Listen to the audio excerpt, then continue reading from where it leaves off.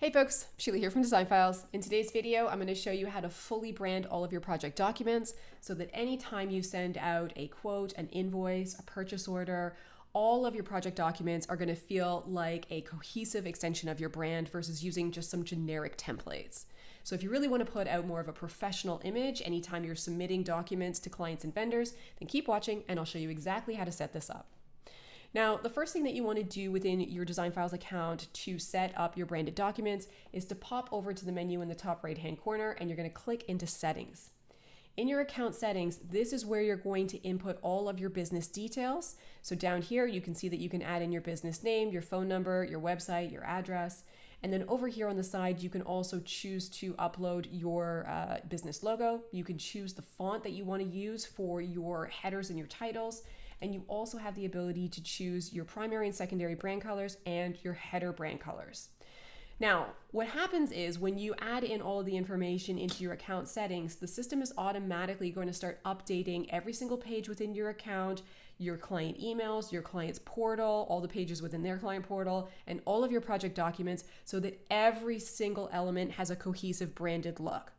So you can see what these elements look like on this particular invoice, but let's go ahead and we're going to make some changes to my account settings so you can see what the new updates are going to look like. So I'm going to pop back over here and I'm going to go ahead and I'm going to change up my logo. So we'll choose a new logo here. We'll take this one. And you can see here the system's telling you it's adding this logo to all the client project pages, client emails, presentations, your application header, which is up here. So everything is getting branded all at once. Now here you can choose from a variety of different fonts. So I'm going to take this Open Sans one. So that's basically going to adjust any of the titles or the headers on the pages and in your documents.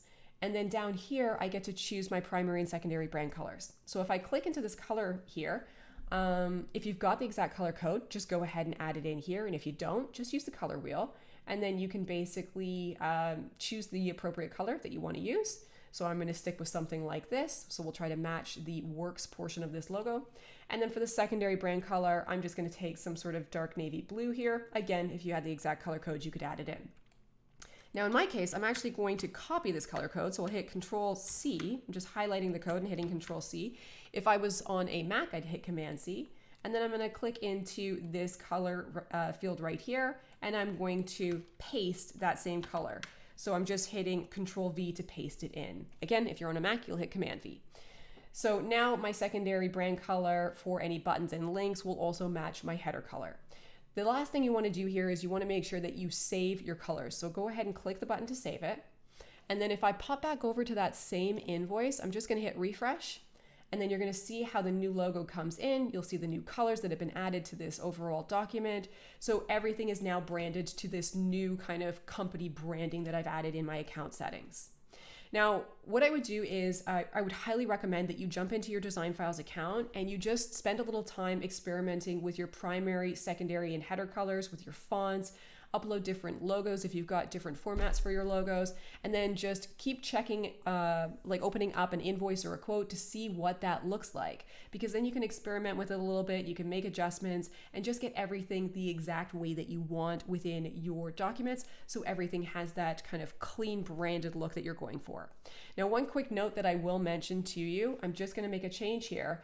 If I made a secondary brand color something really light, like a white or a light gray, something like this, you can see already, see these links here? They've all faded down and they're barely legible. So keep that in mind. When you are choosing brand colors for your documents, you want to make sure that whatever color you're using is going to be easy to read. So don't choose something that's really light. Choose something that's got a nice dark color to it so that it pops off of the actual background. And I'll just actually do this just so you can see what this is going to look like. We'll go ahead and save it.